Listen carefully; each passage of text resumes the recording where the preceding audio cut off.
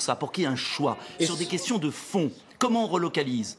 Comment on assure la sécurité? Comment on donne un avenir à notre jeunesse? Quel avenir pour la France dans 50 ans? C'est quoi la France? En attendant, si ça on reste à l'événement du jour, Oui. est-ce qu'il faut davantage de surveillance policière de tous ces milieux? Dieu sait s'ils sont divers.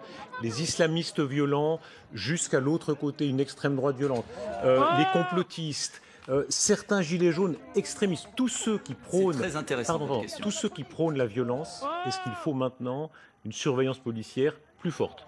Vous pouvez dissoudre le peuple. On ne parle pas du peuple, Non, on mais parle si, des là, extrémistes mais violents. Les extrémistes violents, vous ne pouvez pas dissoudre un peuple en colère. Vous ne pouvez pas le dissoudre.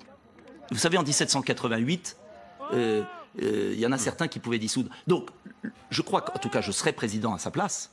Je m'interrogerais sur la politique à mener, sur la communication.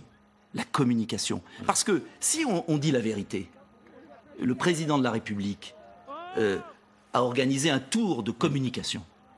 Et ce tour de communication a mal tourné. L'enquête progresse, pardon. Je vous laisserai continuer un instant, mais pardon, si vous permettez. Sortons de la com. Écoutons, alors ça n'est pas de la com, en l'occurrence c'est un début d'enquête sur une connaissance, un ami de l'agresseur présumé et ses propos. On était tous un peu dans le mouvement Gilets jaunes, mais on a suivi de loin, on regardait, on allait faire les manifestations, mais on n'était pas de ceux qui allaient casser du CRS comme disent les jeunes. On restait en recul. Quand on voyait certaines injustices, comme une histoire, on a vu un petit vieux qui s'est fait un peu agresser par des policiers. On s'est mis un peu en face pour leur dire non, mais il a 70 piges, pas plus.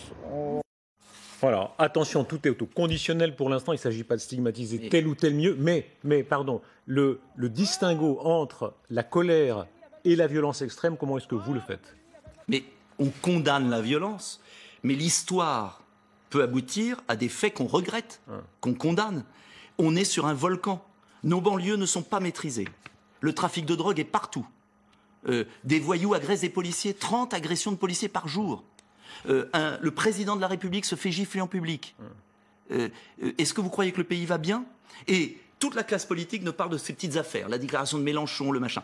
Encore une fois, si les médias et les hommes politiques s'intéressaient un peu plus aux problèmes des Français concrets, immédiats, avec de vrais débats, et là je crois que peut-être on aurait une élection qui permette l'élection d'un président légitime. Nicolas Dupont-Aignan, vous êtes féru d'histoire, vous avez souvent parlé d'histoire. Oui. On parle du parfum des années 30, oui, quand les fascistes ou les communistes, les deux extrêmes, justifiaient la violence, soit par haine